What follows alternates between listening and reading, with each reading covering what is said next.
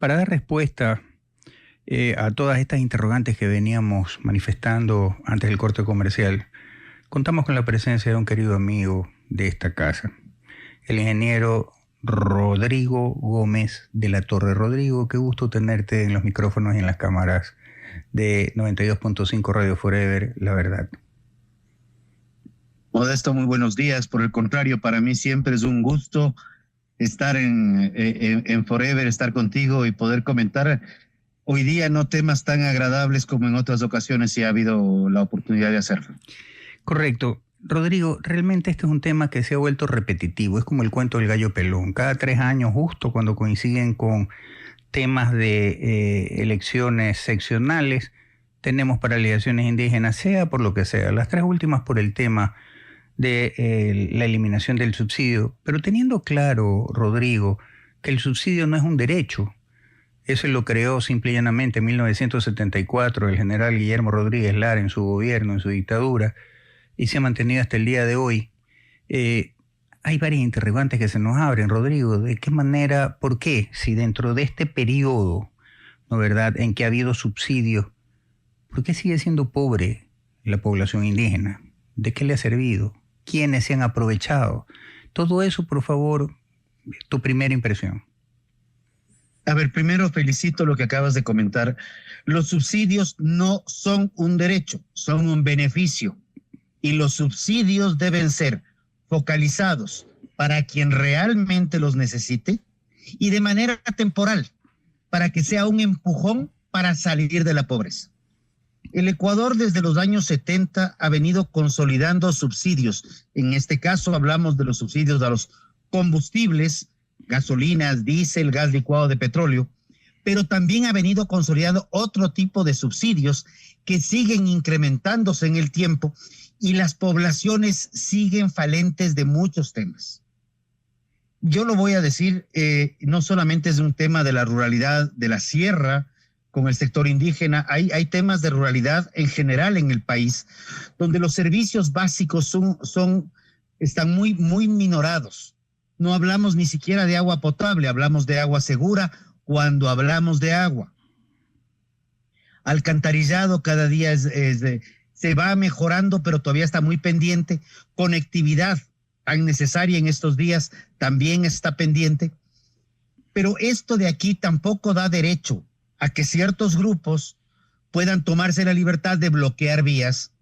Y curiosamente, ahora que lo vemos más focalizado en la provincia de Imbabura, norte de Pichincha, con una afectación directa al Carchi, vamos viendo que los más afectados son los mismos habitantes de esas poblaciones. El turismo en Imbabura, las artesanías en Otavalo, Cotacachi, Atuntaqui, el sector gastronómico, el sector productivo, no por dejarlo a un lado, pero papa, aguacate, leche, mango, granadilla, frijol, que abastecen al país entero y a las agroexportaciones. Y solamente por el tema que es el sector lácteo, sacamos hace unos días atrás con el Centro de la Industria Láctea una información donde se hablaba que los primeros 10 días había una afectación de alrededor de $660,000.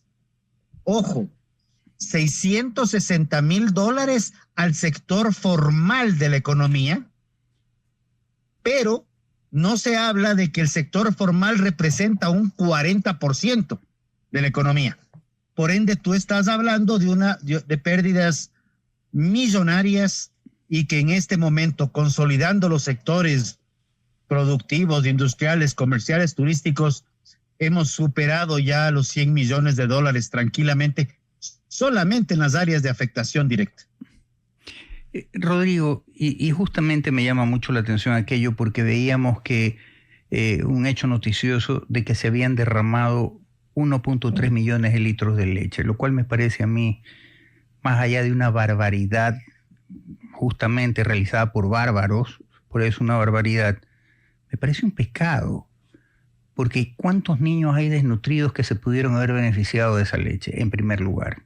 En segundo lugar, ¿quién le da derecho a esta gente para hacerse como de ellos un producto que no les pertenece, que ha costado esfuerzo, dinero y trabajo al que invirtió justamente en el sector ganadero para producir ese 1.3 millones de litros de leche, y que a la hora de la hora no haya quien pasarle la cuenta, asumir el costo de esa pérdida, porque simplemente poco más y poco menos sufrieron el embate de estos bárbaros. ¿A quién reclamarle? ¿Por qué seguir tolerando esto? A ver, ese 1.3 millones son a los 8 días de las paralizaciones, como te digo, eso es lo que está cuantificado en lo formal. La situación es mucho más grave. Ahora los temas complicados son a quién reclamar.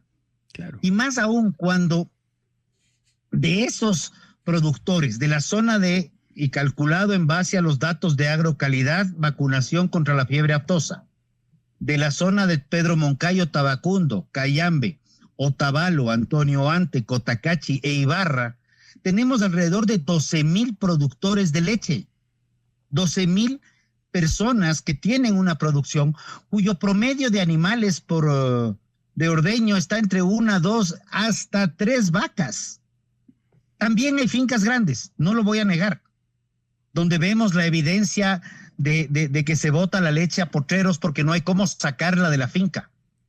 Es la imposibilidad de sacar la leche de finca, o ahora lo que hemos recibido en estos últimos 3 días, ya chantajes de que si quieres sacar la leche, la mitad de la producción se tiene que quedar en la comunidad. Ese tipo de cosas lo que llevan es que los grupos indígenas terminan afectando a los mismos grupos indígenas inicialmente, afectan a los que generan el empleo, están afectando a la misma comunidad. Y te decía rápidamente, o sea, el pueblo Otavalo es un pueblo de comerciantes, emprendedores, y las artesanías de Otavalo las encontramos, sí, las encontramos en Quito, las encontramos en Guayaquil, pero también las encontramos en Los Ángeles, en Nueva York, en París, en grandes capitales del mundo.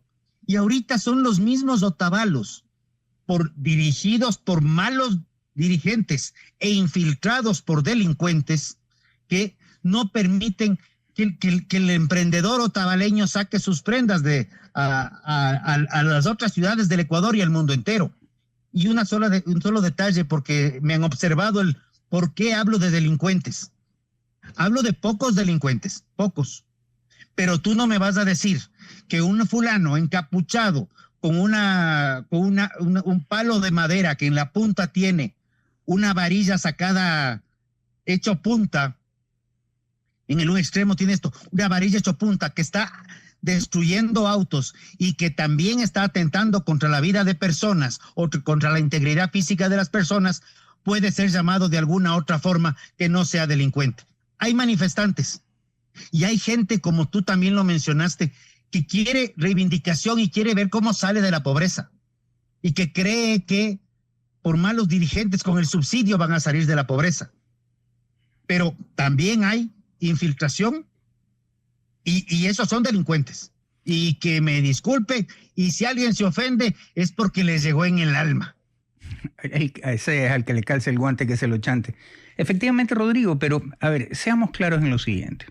Esto de que sacas tu producción, si el 50% de las ganancias me la das a la comunidad, ¿en qué los diferencia de los vacunadores?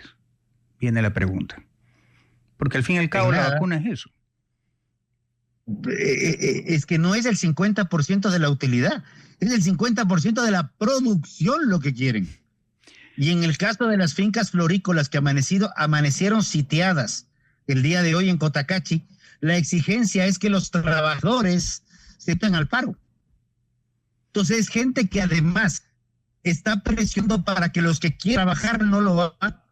Y ahí viene la otra ocupación muy grande, que es Atuntá, Antonio Ante, Cotacachi, Otavalo, Ibarra. Se han pronunciado, la ciudadanía quiere trabajar, quieren que les dejen trabajar.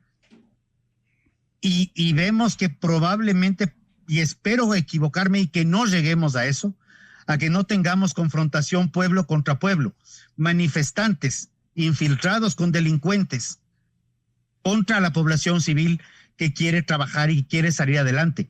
Pero ahí viene Eso otra no, pregunta. eso es altamente preocupante. Ahí viene otra pregunta, Rodrigo. La lógica nos dice de que si tú practicas una marcha pacífica, entre comillas, y resulta que vienen vándalos y se te unen a la marcha, y tú quieres mantener el principio de pasividad, tú llamas a la policía, llamas a las Fuerzas Armadas y dices, señores, esos señores no pertenecen a mi grupo, esos señores son infiltrados, esos señores son los que han cometido el vandalismo, llévenselos.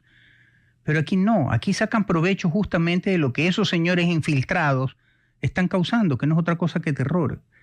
Y cuando tú causas terror, causas daño físico, estás exigiendo políticamente ciertos cambios y tal, reúnes todos los requisitos de lo que es un grupo terrorista. Si hacemos un checklist de lo que se necesita para ser considerado como grupo terrorista, en este momento y en el 2022, la CONAIE los reúne todos.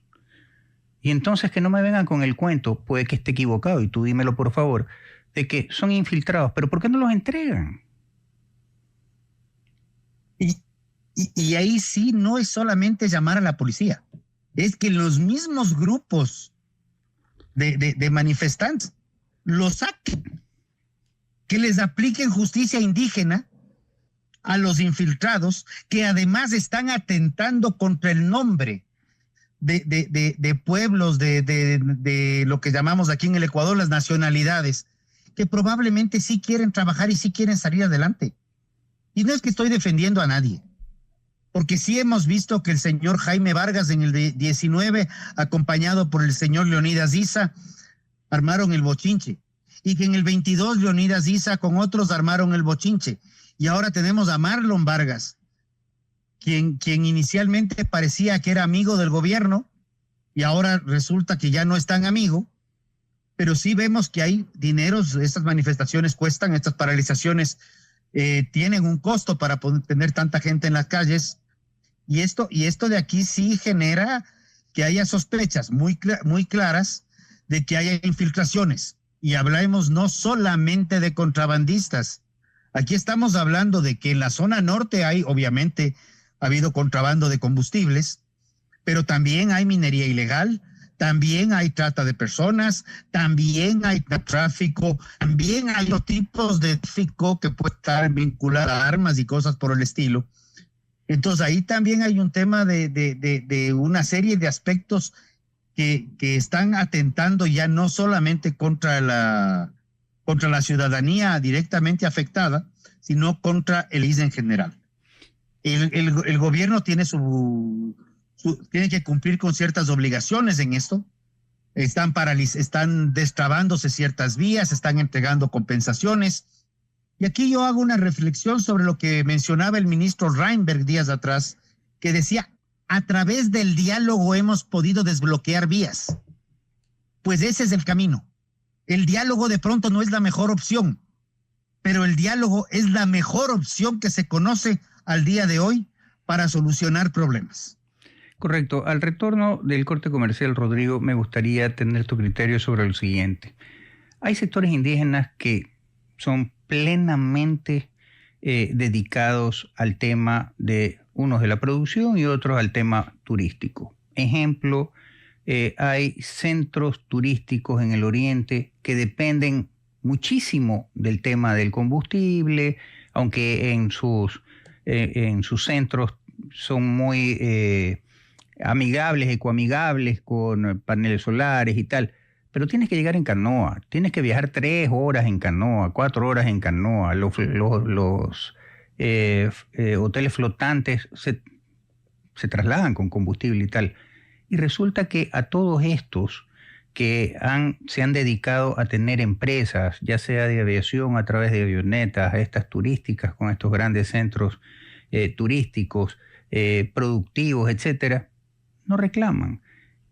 Y esos son los que han progresado. Quisiera que al retorno del corte comercial nos des tu criterio sobre qué hace esta diferencia. Un grupo que ha vivido con el pie sobre el cuello siempre, ya sea por el dirigente o el político de turno, y aquel que sí resistió a seguir viviendo así y dijo, ¿sabes qué? Voy a ser empresario.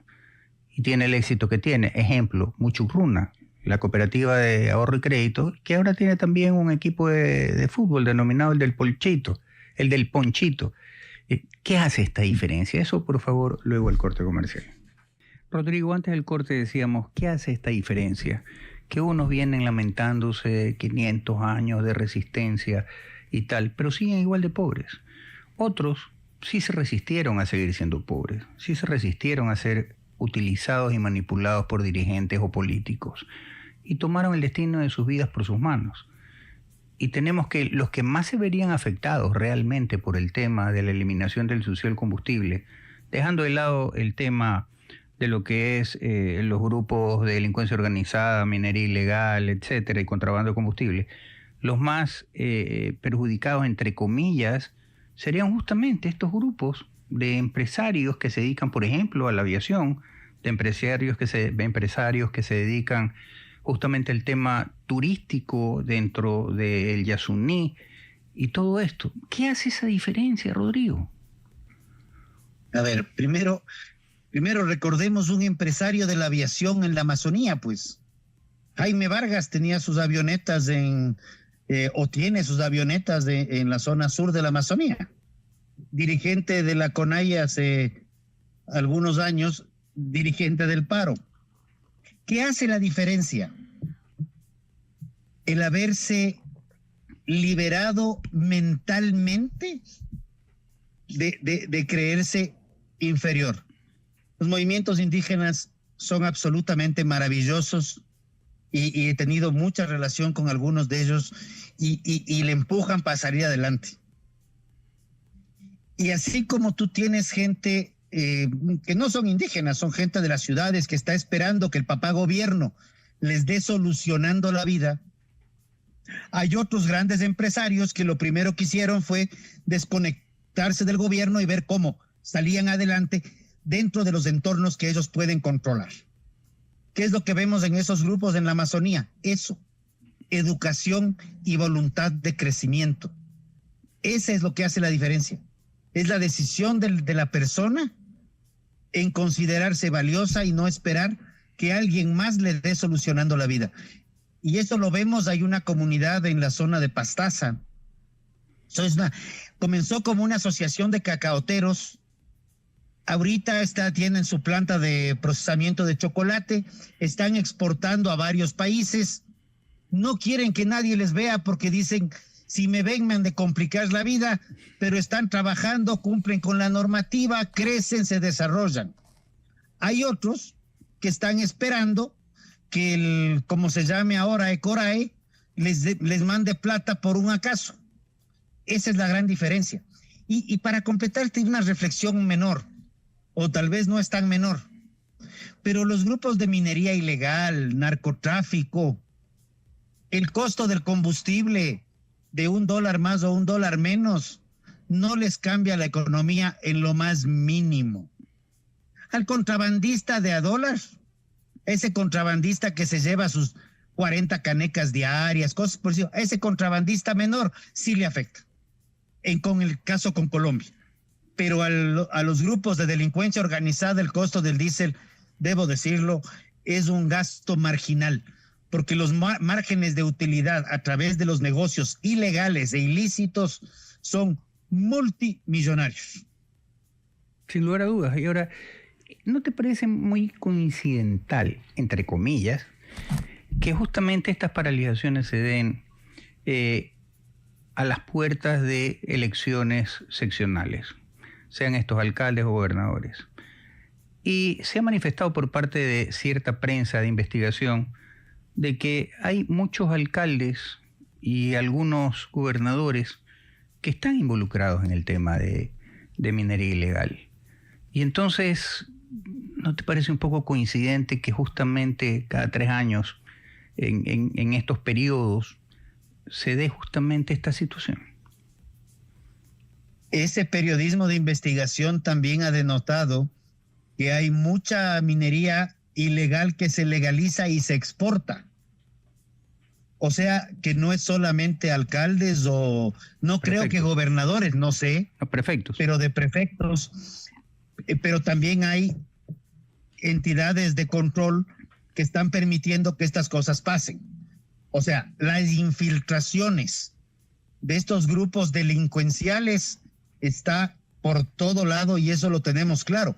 Y curiosamente, donde más minería ilegal tú tienes es en la zona sur, donde no hay tanto conflicto o casi no hay conflicto.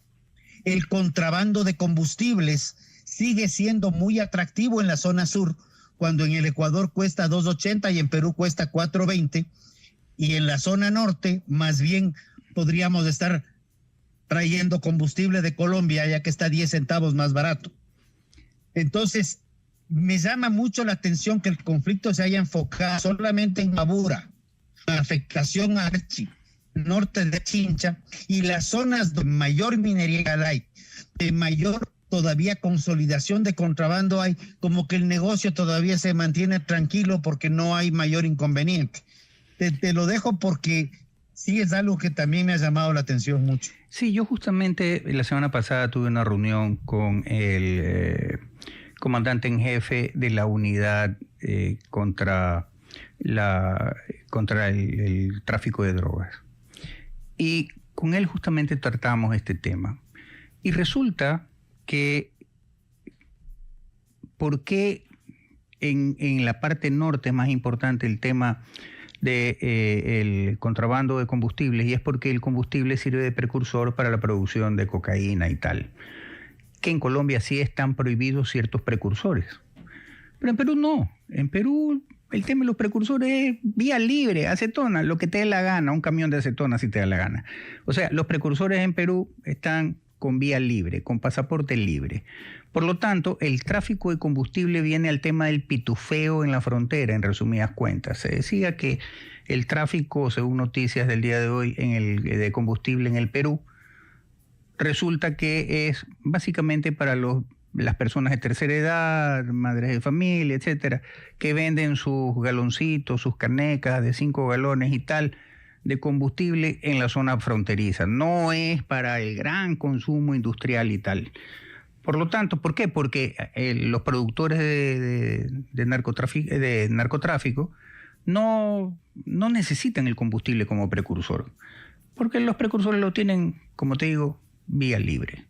Por lo tanto, hay un poco la respuesta de por qué tanto el interés de el que no se elimine el asunto de los combustibles, sin dejar de lado el comentario que tú has hecho, que es muy real.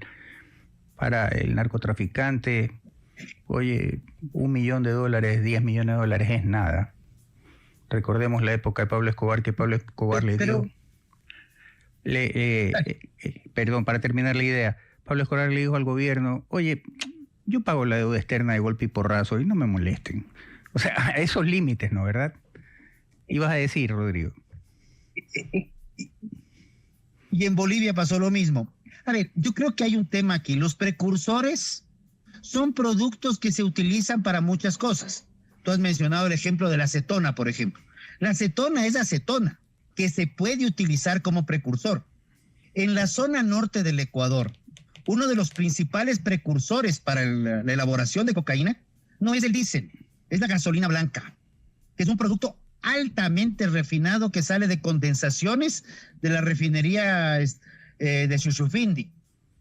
Hay más bien que Petro nos cuente qué usa, dónde se condensa, porque no hay refinería que no produzca gasolina blanca, porque la torre de desalación hace que eso se produce, no hay dónde perderse. ¿Dónde está esa gasolina blanca? Eso le corresponde a Petro contarnos. Entonces, como digo, no son el caso del nitrato de amonio. El nitrato de amonio se lo puede utilizar, es un fertilizante necesario, altamente requerido en la agricultura, pero como también puede ser utilizado como precursor, ahora tienes limitaciones para adquirirlo.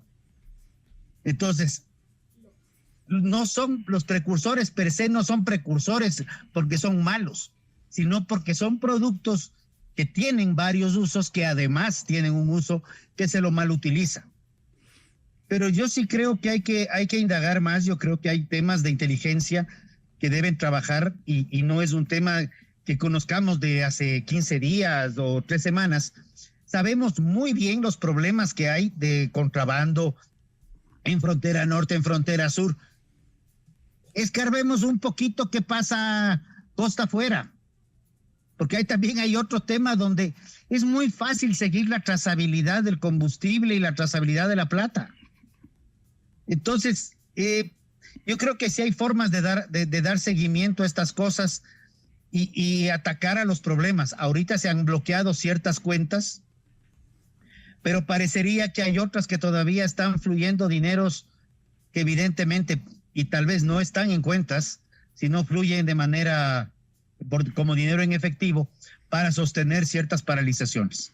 Correcto. Veamos, confiemos que el diálogo se dé, confiemos que el país salga adelante, porque se viene un feriado extendido y este fin de semana que acaba de parar, muchas zonas de la sierra, por ejemplo, no tuvieron clientela turística por temor a que te cierren la vía en el transcurso del fin de semana, porque definitivamente ya la zona de Imbabura estaba ya negada para visitarla. Rodrigo, hay un tema que realmente hay un actor que ha dejado de ser actor y son los gremios. Los gremios de producción. Cámaras de producción, cámaras de industria, comercio, pequeña industria, etcétera, etcétera. Pareciera que no han dicho absolutamente nada. No sé si están esperando a ver qué solución hay. No sé si de una manera u otra no quieren meterse en más problemas de los que ya tienen con el tema de vacunas y estos grupos de delincuencia organizada. No sé realmente a qué obedece el hecho de que han dejado su rol de ser actores en problemas como los que estamos en este momento viviendo, pese a que justamente son sus agremiados las primeras víctimas de este tipo de acciones. ¿Qué pasa? Creo que esa pregunta va a los presidentes de los directorios de los gremios, al igual que a sus presidentes y directores ejecutivos. Yo lo que te puedo decir es que a mí me enseñaron de chiquito que guagua que no llora no mama. Es verdad. Si no protestamos es porque estamos contentos, es porque estamos bien. Si no levantamos la voz es porque todo está en orden y tal vez no haya que levantarla. Sí me preocupa y comparto tu preocupación y te diría, tuve una conversación, lo voy a mencionar como infidente, pero tuve una conversación ayer con el coronel Mario Pazmiño, que me dice está muy preocupado por las amenazas que hay hacia Quito y que quiere conversar. Parece que vamos a tener una reunión con algunos dirigentes gremiales en la tarde para ver que nos cuente. Te dejo un nombre de alguien que quiere contar qué es lo que está pasando. Además, no solo quiere contar, es un hombre altamente informado de lo que sucede dentro de la inteligencia nacional y cómo se han venido moviendo estos grupos y con quien he recorrido varias luchas ya desde el año 2009, recordaba ahora con mi hija, desde el 2009 hemos estado con Mario caminando y hablando de lo que yo aprendiendo de él en estos temas, de los riesgos que tenía el país, que ya se ve, ya estaban evidentes en esos años, ya ahora ya son para todos, pero que no digan lo que decía un buen amigo que ya falleció, que no terminemos escribiendo un libro que diga y que no digan que no. Así es. Preferiblemente hay que decirlo, aunque es alarmista muchas veces. Correcto. Rodrigo, al retorno al corte comercial, me gustaría, que ya viene la etapa final de este segmento, me gustaría hacerte la pregunta que casi como ritual hacemos en todos los programas, y es, si el día de mañana te llama el presidente de la República y te dice, ingeniero Rodrigo Gómez de la Torre, usted con su amplia experiencia ha estado también en el ámbito político, etcétera, etcétera, ¿qué estamos haciendo bien? ¿Qué estamos haciendo mal? ¿Qué nos falta por hacer? ¿Y cómo debemos de actuar? Eso, por favor, al retorno al corte comercial. Rodrigo, antes del corte comercial decíamos, si el día de mañana te llama el presidente de la República y te dice, ingeniero Rodrigo Gómez de la Torre, basado en su experiencia, dígame, ¿qué estamos haciendo bien? ¿Qué estamos haciendo mal? ¿Qué nos falta por hacer? ¿Y cómo debemos de actuar en casos similares? En el marco de las paralizaciones, correcto, creo que se ha hecho bastante bien las cosas en términos de prepararse con una compensación a subsidios. ¿ya? Me preocupa que las compensaciones, muchas son sin derecho de inventario. O sea, el bono raíz son $1,000 para todo el mundo, sin que, para los beneficiados, sin que tengan que responder por eso.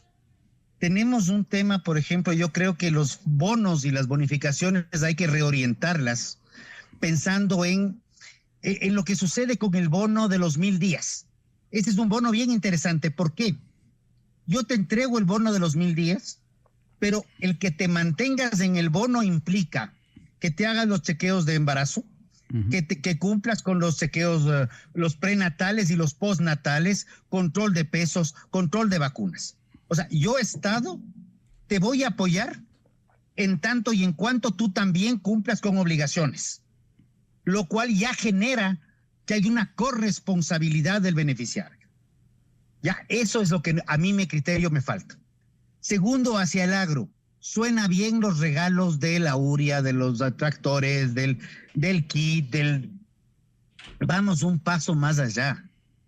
Comencemos a trabajar en capacitaciones y ver cómo le ayudamos a que productores se organicen para producir, transportar, acopiar, procesar y, de ser posible, comercializar, tanto local como internacionalmente.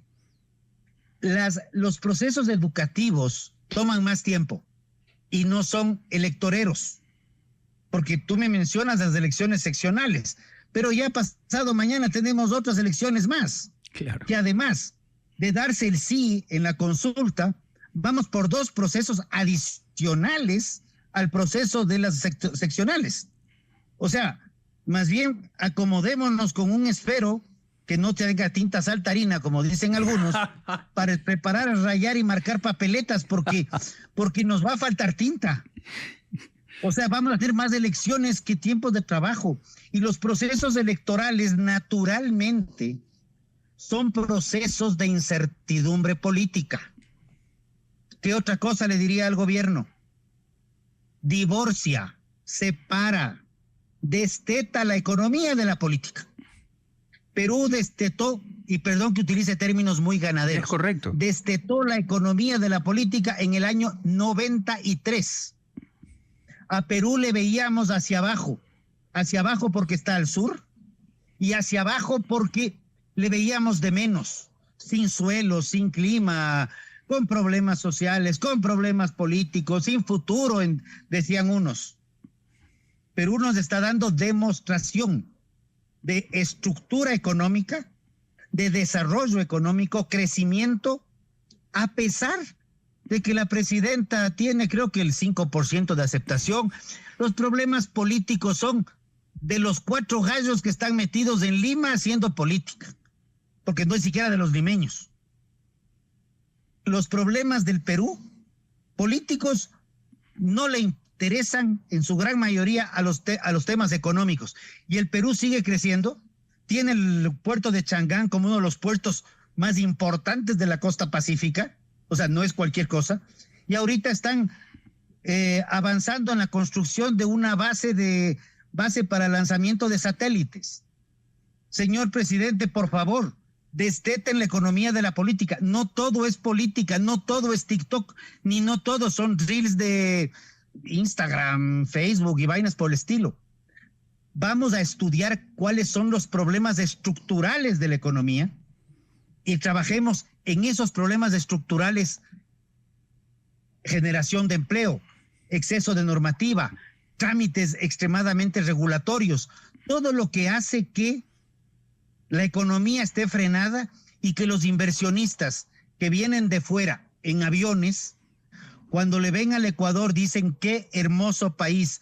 Tú en el vuelo ves los volcanes, ves montañas, ves nevados, pero vea, siga nomás un poquito más para abajo o regrésese nomás un poquito más para arriba y nos quedemos en Colombia, a pesar de los problemas de Colombia. Rodrigo, ¿y qué está haciendo mal?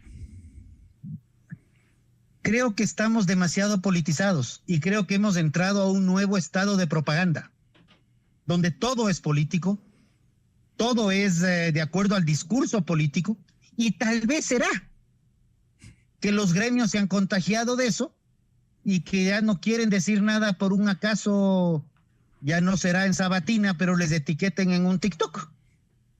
Correcto. Rodrigo, siempre es un placer conversar contigo y una de las cosas fantásticas es que eres directo. Diseccionas muy bien el elemento a ser analizado y eres franco y directo en tus respuestas. ¿Cuál sería tu conclusión final, mi estimado Rodrigo? El Ecuador es un país bendecido por todos los lados. Con respecto a recursos naturales renovables, recursos naturales no renovables, tenemos 4 regiones climáticas claras: insular, costa, sierra, Amazonía. Tenemos una mega biodiversidad que nos permite producir todo el año y lo que queramos. Creo que es fundamental que comencemos a pensar en qué es lo que nosotros podemos hacer como ciudadanos y no esperar qué es lo que el gobierno de turno, que más bien está pensando en otras cosas, puede hacer por el país. El gobierno de turno está pensando en cómo solucionar los problemas de su caja fiscal. Y para solucionar los problemas de la caja fiscal, lo único que regresa a ver muchas veces, directa o indirectamente, es el bolsillo de los ecuatorianos. Arregle su caja fiscal reduciendo su gasto, así como hacemos los empresarios y la peleamos duro. Y tratemos de sacar adelante entre ecuatorianos, entre ciudadanos, entre emprendedores, porque nosotros, somos los que estamos permanentes en el tiempo. El gobierno, sea 2, 3, 4, hasta 8 años, al final del día es temporal. Correcto. Te agradezco, Modesto, un fuerte abrazo. Muchísimas gracias, mi querido Rodrigo, un abrazo, muy buenos días.